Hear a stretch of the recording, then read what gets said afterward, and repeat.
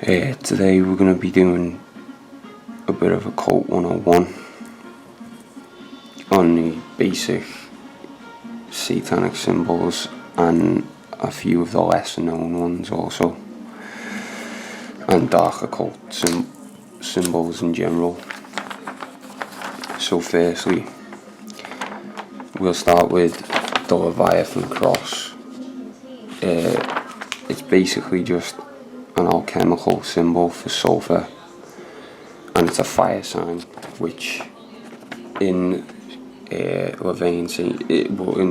Satanism in general, you'll see a lot of fire sign material pop up over and over again. Then we have the inverted pentagram. Now, what this means is when it's in its true state, its upright state,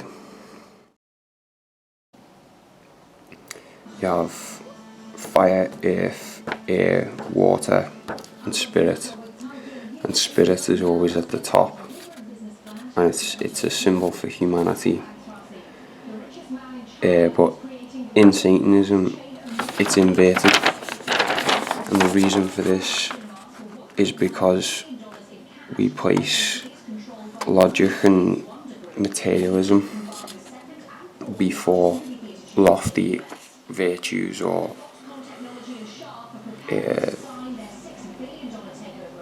pious devotion or anything of that sort.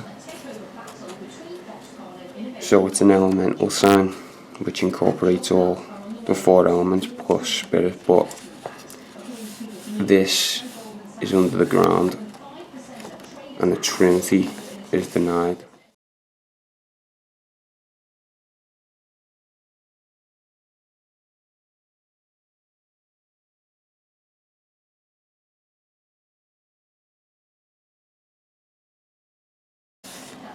The 3 points, and then you have the horns up, which is, this also correlates to the Baphomet symbol as well, but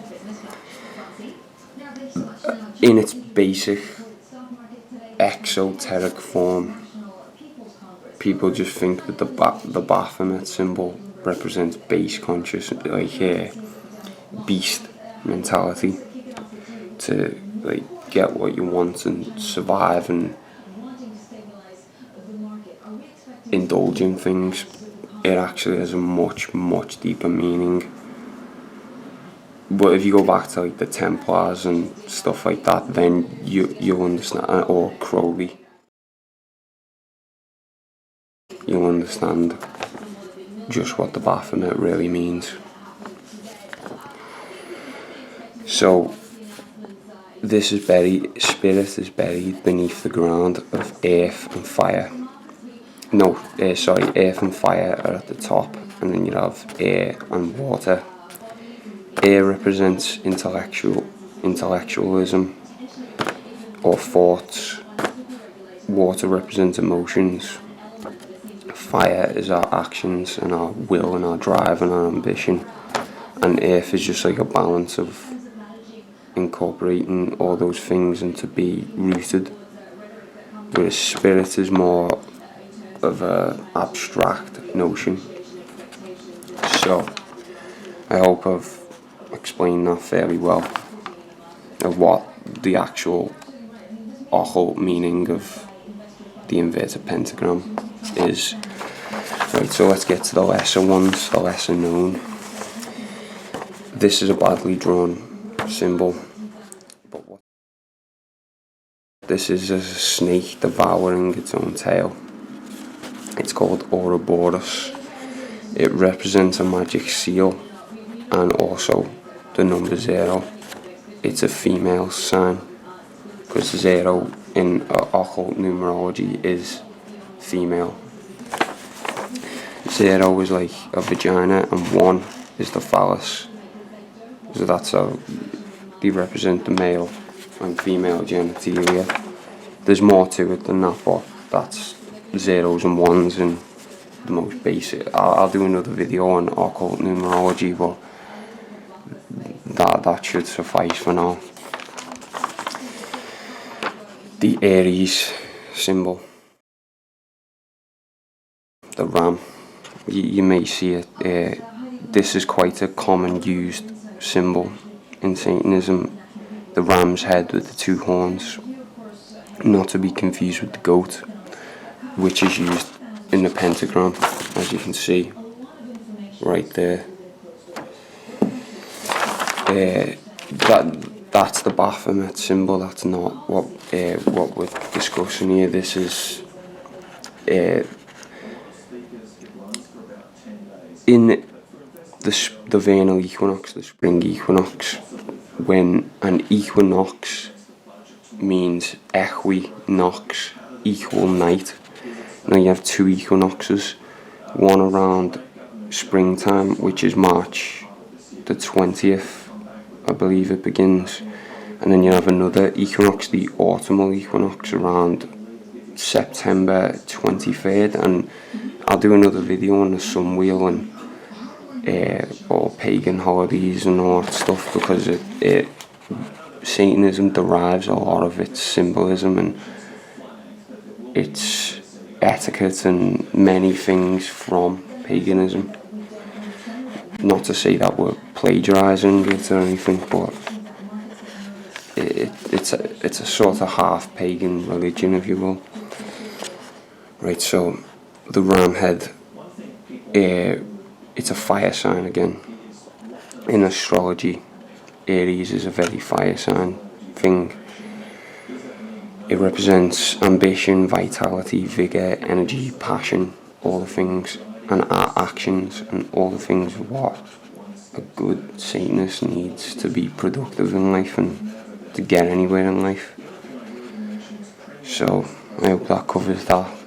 There's the more astrological variant, and then that's a bad drawing of the ram's head with the horns. Right, so now let's move on to more Nazi dark occult symbolism.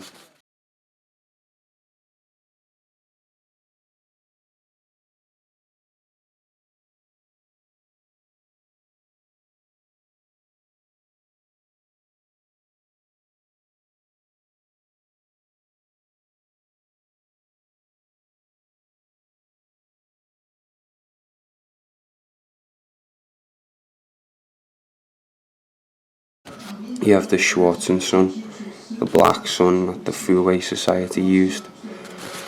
It's basically represents the dark side of the dark. Right, so you have